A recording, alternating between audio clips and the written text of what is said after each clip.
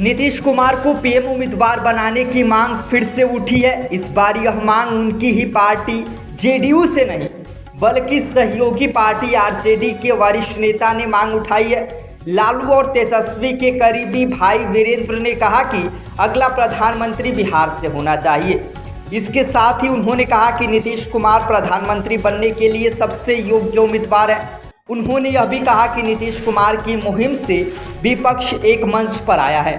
तो सवाल है कि ऐसे में जब विपक्षी गठबंधन इंडिया के सभी दल बार बार यह दोहरा रहे हैं कि पीएम उम्मीदवार पर फैसला बाद में लिया जाएगा, तो समय समय पर इसकी मांग क्यों उठाई जा रही है? यह मांग इसलिए अहम है कि हाल के ही दिनों में यह कयास लगाए जाते रहे हैं कि क्या नीतीश कुमार विपक्षी गठबंधन में अब उस तरह से बढ़ चढ़कर हिस्सा नहीं ले रहे हैं। कुछ रिपोर्टों में तो यह भी कहा जाता रहा है कि बीजेपी नीतीश पर उस तरह से हमले नहीं कर रही है जिस तरह से वह आरजेडी के नेताओं पर कर रही है। बहरहाल विपक्षी गठबंधन इंडिया में पीएम उम्मीदवार को लेकर कई बार असहज स्थिति पैदा हुई।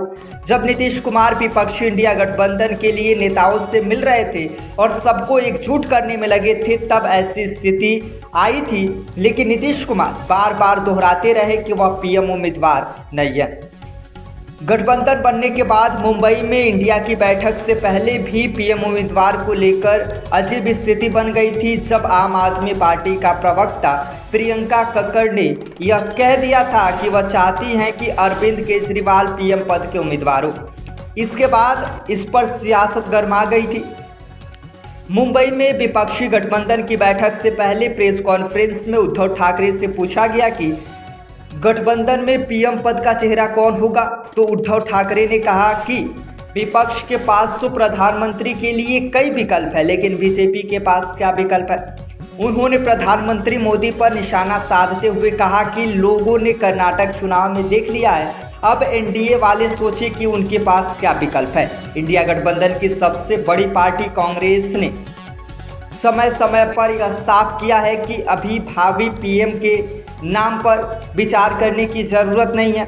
भले ही अलग अलग दलों ने कुछ नेता अपनी पार्टी के नेताओं के नाम की पैरवी करते रहे, लेकिन गठबंधन के सभी दलों के शीर्ष नेता खुद के पीएम उम्मीदवार होने की बात को खारिज करते रहे, चाहे वह नीतीश कुमार हो या फिर राहुल गांधी, ममता बनर्जी, उद्धव ठाकरे या फिर शरद पवार जैसे नेता हो। विपक्षी गठबंधन इंडिया ने मुंबई में बैठक के बाद कहा था कि जहां तक संभव हो मिलकर 2024 का लोकसभा चुनाव लड़ेंगे। इस मामले में गठबंधन की ओर से प्रस्ताव जारी किया गया।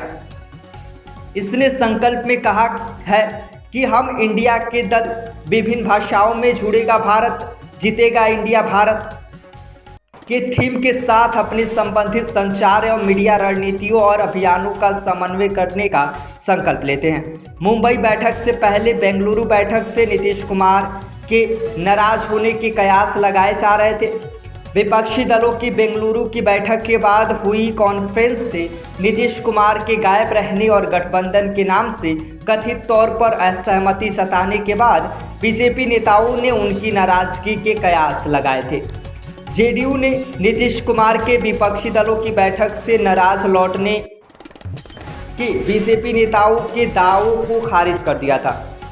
इसने कहा था कि गठबंधन को लेकर कोई असंतोष नहीं है।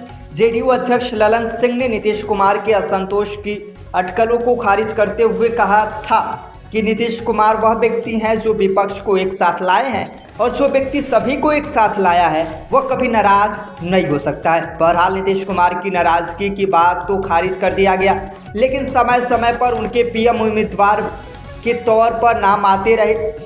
अब आरजेडी के नेता भाई वीरेंद्र ने नीतीश कुमार का नाम आगे बढ़ाया है।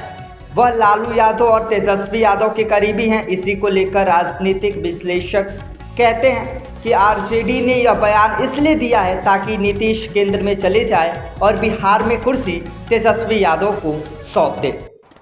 माना जाता है कि जब नीतीश कुमार बिहार में रहेंगे तब तक तेजस्वी यादव को कुर्सी नहीं मिल पाएगी। कुछ राजनीतिक पर्यवेक्षकों को मानना है कि भाई वीरेंद्र का बयान आरजेडी के मनोज झा की कविता के उपजे विवाद से ध्यान भटकाने के लिए दिया गया है। अब इसके पीछे वजह कुछ भी हो, लेकिन नीतीश कुमार का नाम तो एक बार फिर से पीएम पद के लिए उछल ही गया है। बाकी आप सभी का पूरी खबर पर क्या कहना है, आप क्या सोचते हैं, आप हमें कमेंट करके बता सकते हैं। तब तक के लिए नमस्कार।